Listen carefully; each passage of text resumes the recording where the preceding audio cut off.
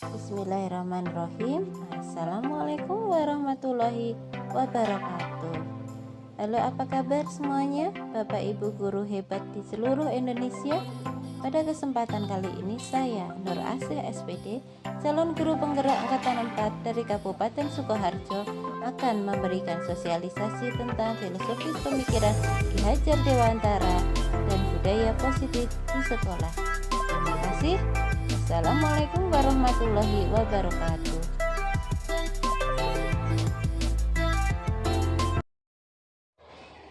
Bismillahirrahmanirrahim. Assalamualaikum warahmatullahi wabarakatuh. Di acara sosialisasi filosofis pemikiran Ki Hajar Dewantara dan budaya positif, mari kita berdoa dulu dalam hati, sama-sama doa mulai. Tenangkan hati dan pikiran, pejamkan mata, ya. Ambil nafas, buang nafas. Kita pikirkan bahwa kegiatan hari ini adalah kegiatan yang sangat baik dan bermanfaat bagi kita semua. Bapak Ibu guru yang saya hormati, dasar-dasar pendidikan nasional Ki Hajar Dewantara, alatnya kita harus menuntun anak-anak sesuai dengan kodratnya. Ya, kodrat anak-anak itu kan bermain, ya. Bermain. Jadi dalam memberikan pendidikan itu kita kolaborasikan dengan permainan seperti itu. Pendidikan yang berpihak kepada anak bukan tabula rasa, okay. Dan setelah itu nanti akan muncullah budi pekerti.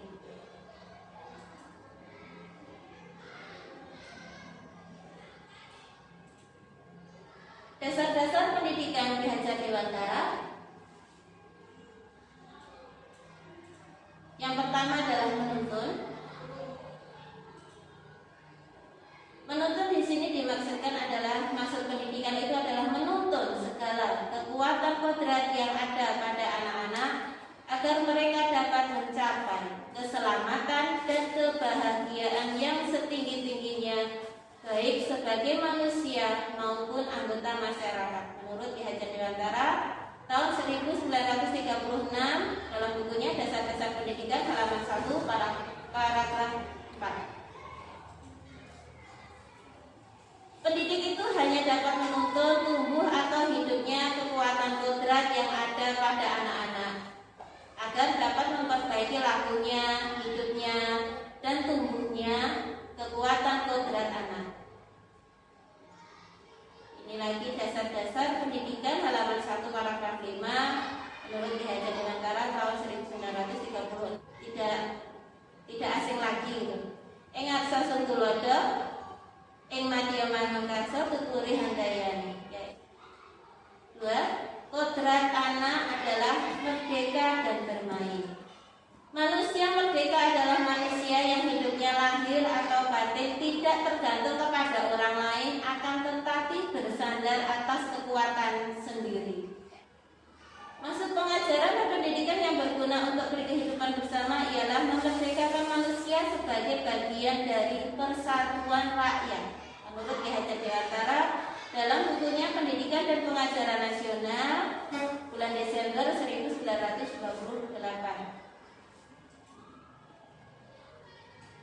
Merdeka, ya, mempunyai pengaruh pengajaran itu umumnya memerdekakan manusia atas hidupnya lahir.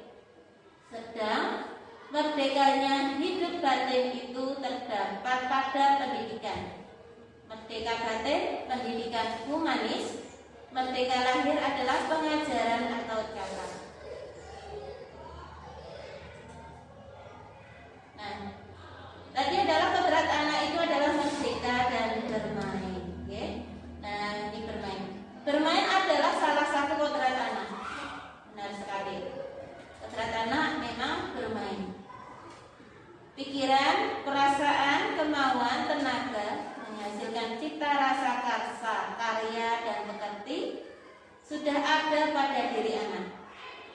Permainan anak dapat menjadi bagian pembelajaran di sekolah.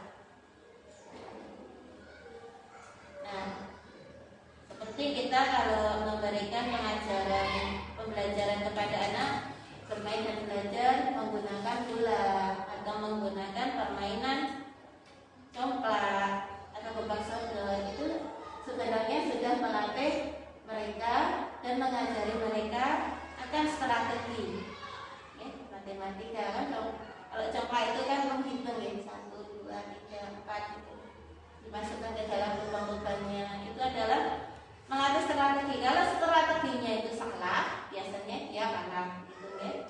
Gebak sodor juga mempunyai nilai dan strategi ya. Bagaimana agar bisa menang ya, harus ada kerjasama antara satu dengan yang lainnya. Yang ketiga adalah pendidikan yang berpihak kepada anak. Berpihak pada anak, bebas dari segala ikatan, dengan suci hati mendekati sang anak, bukan untuk meminta sesuatu hak, melainkan untuk berhamba pada sang anak. Maksudnya di sini biasanya kita itu berhamba kepada Tuhan, tapi maksudnya ini bukan seperti itu ya. Berhamba di sini adalah kita itu among kepada anak. Apa-apa berpihak kepada kebahagiaan anak. Kita tetap menerapkan disiplin seperti itu, sehingga mereka bisa tumbuh kembang sesuai kodratnya, sesuai bakatnya, dan di kemudian hari mereka bisa mandiri. Setelah itu yang keempat adalah bukan tabula rasa. Anak itu bukan tabula rasa. Anak bukan kertas kosong yang bisa digambari sesuai keinginan orang dewasa. Anak lahir dengan kekuatan kodrat yang masih samar-samar. Tujuan pendidikan adalah menuntun, memfasilitasi, membantu anak untuk menebalkan garis. Nah, di sini kita adalah tugasnya menuntun dan menebalkan garis samar-samar. Garis samar-samar ini adalah seperti bakatnya. Nah, jika sudah muncul sedikit, maka kita tebalkan bakatnya. Nah, pertanyaannya bagaimana cara menebalkannya? Ya, kita tebalkan laku anak dengan kekuatan konteks diri anak dan sosio-kultural budaya yang ada di lingkungannya. Menebalkan laku anak dengan kekuatan konteks sosio-kultural. Satu, menebalkan laku anak dalam sosial budaya. Nah, di sini kita menggunakan budaya Manggarai. Toing itu mengajar, Tintang menuntun, Toming teladan. Yang kelima. Kelima adalah budi pekerti. Budi pekerti, watak, karakter adalah bersatunya, perpaduan harmonis antara gerak pikiran, perasaan, dan kehendak atau kemauan, sehingga menimbulkan tenaga atau semangat. Menurut Ki Hajar Dewantara tahun 1936 dalam bukunya Dasar-Dasar Pendidikan halaman 6 paragraf 3. Budi adalah pikiran, perasaan, kehendak, atau kemauan. Sedangkan pekerti adalah tenaga. Cipta, rasa, karsa karya, pekerti, tenaga, keseimbangan, keselarasan hidup. Nah, contohnya pada permainan gamelan dan menenun. Kenapa kok gamelan itu bisa melatih budi pekerti? Riset ini telah dibuktikan. Ini adalah buktinya bahwa gamelan itu menjadi sarana terapi narapidana di Inggris. Guru itu bagikan seorang petani. Nah, di sini. Seorang petani dalam hakikatnya sama kewajibannya dengan seorang pendidik. Makanya kita itu diibaratkan seorang petani atau yang menanam padi, petani yang menanam jagung. Yang menanam jagung misalnya hanya dapat menuntun tumbuhnya jagung. Ia dapat memperbaiki kondisi tanah, memelihara tanaman jagung, memberi pupuk dan air, membasmi ulat ulat atau jamur-jamur yang mengganggu hidup tanaman padi dan lain sebagainya. Saat kita menanam jagung, pastinya akan menghasilkan jagung. Tidak bisa kita menanam jagung inginnya tumbuh padi. Seperti itu. Kita menanam padi pun hasilnya juga padi, tidak bisa menghasilkan jadi jagung. Waktu kita merawat padi ya kita harus mencabut rumput-rumput liar, memberikan pupuk yang pas, gitu ya, agar hasilnya memuaskan. Seperti kalau kita mendidik anak seperti itu ya, tempatnya juga harus sesuai dengan bakatnya, ya. Tempatnya juga harus bagus, memberikan pendidikannya harus sesuai seperti itu. Makanya kita harus berpihak kepada anak agar anak itu bisa tumbuh kembang sesuai kodratnya dan dia bisa berbudi pekerti luhur dan akhirnya bisa mandiri. Maksud pendidikan itu adalah menuntun segala kekuatan kodrat yang ada pada anak agar mereka dapat mencapai keselamatan. Ya, mereka agar selamat menjadi manusia seutuhnya dan kebahagiaan yang setinggi-tingginya, baik sebagai manusia maupun anggota masyarakat. Profil pelajar Pancasila yang tadi pernah saya berikan sebentar itu adalah ciri-cirinya profil pelajar Pancasila: 1. Beriman, bertakwa kepada Tuhan,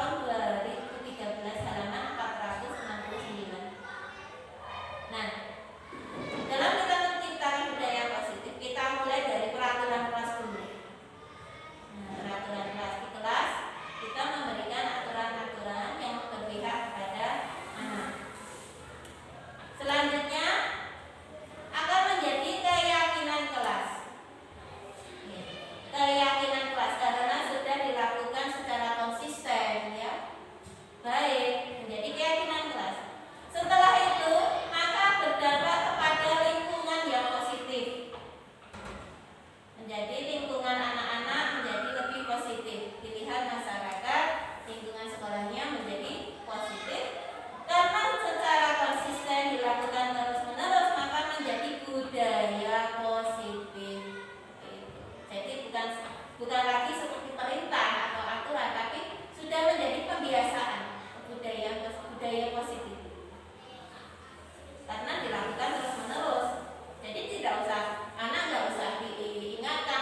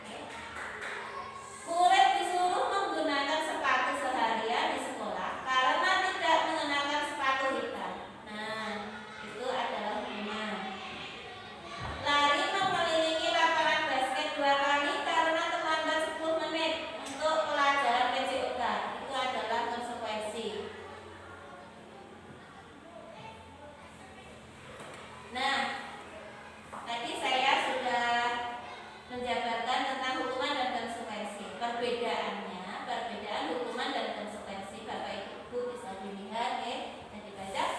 Hukuman itu adalah sesuatu yang menyakitkan harus terjadi, membuat anak sakit fisik maupun hati untuk jangka waktu lama, itu hukuman. Jadi kita bisa membedakan antara hukuman dan konsekuensi. Anak membenci kedisiplinan, hukuman itu paksaan. Mendorong anak menyakiti diri sendiri, ini adalah bentuk hukuman. Konsep diri yang buruk, anak belajar untuk menyembunyikan kesalahan, marah, rasa bersalah, dipermalukan, merasa tak dihargai. Nah, ini adalah hukuman. Kalau konsekuensi, perbedaannya adalah sesuatu harus terjadi, membuat anak merasa tidak nyaman dalam jangka waktu pendek. Seperti tadi ya, menumpahkan minuman di meja, dengan sendirinya anak mencari lap untuk dibersihkan. Anak menghargai disiplin. Stimulus tanggapan, mendorong anak agar mudah menyesuaikan diri. Konsep diri yang baik, anak belajar untuk mematuhi peraturan. Kehilangan hak, dibuat tidak nyaman, diasingkan untuk sementara waktu, sementara tempo. Nah, Bapak Ibu, ternyata manusia itu mempunyai kebutuhan dasar. Kebutuhannya ini ada, ya, kebutuhan manusia itu cinta, kasih, dan diterima. Kebutuhan dasar manusia, penguasaan, rasa menguasai, seperti itu. Kesenangan, ya, membutuhkan kesenangan. Terus kebebasan, manusia juga butuh kebebasan. Akhirnya terwujudlah spiritual. Nah, di sini Bapak Ibu, nanti kebutuhan apa yang diinginkan anak ini ya? Tadi saya balik lagi, kebutuhan dasar manusia itu cinta kasih, penguasaan, kebebasan, dan kesenangan. Nah, di sini ada beberapa kejadian. Ibu guru bilang, aku tidak boleh bersenandung, jadi bernyanyi, sewaktu mengerjakan tugas. Katanya kelas harus tenang, tidak ada suara. Nah, terus anak ini bilang, padahal kan aku suka dan senang menyanyi. Nah, inilah. Ibu guru tidak menyapaku hari ini, padahal aku pakai jepit rambut baru.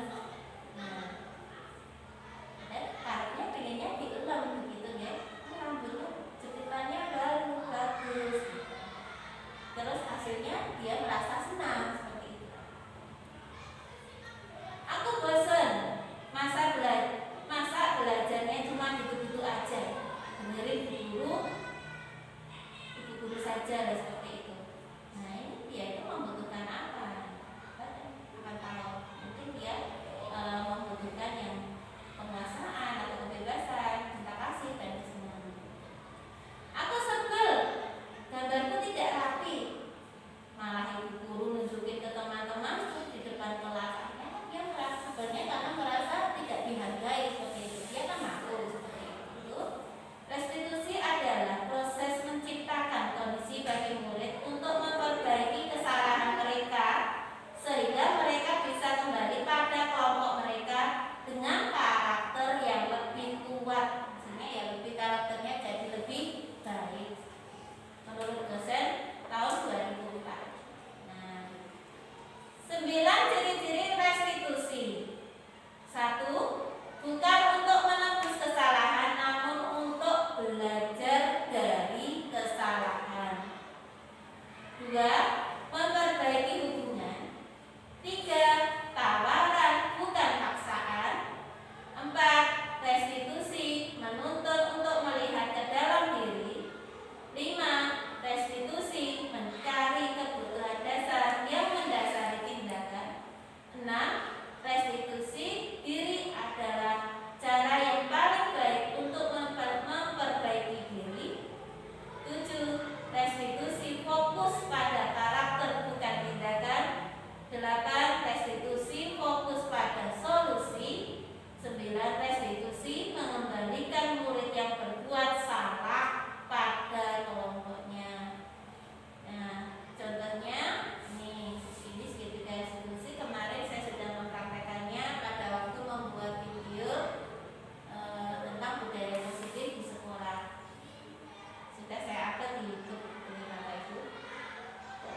Nah,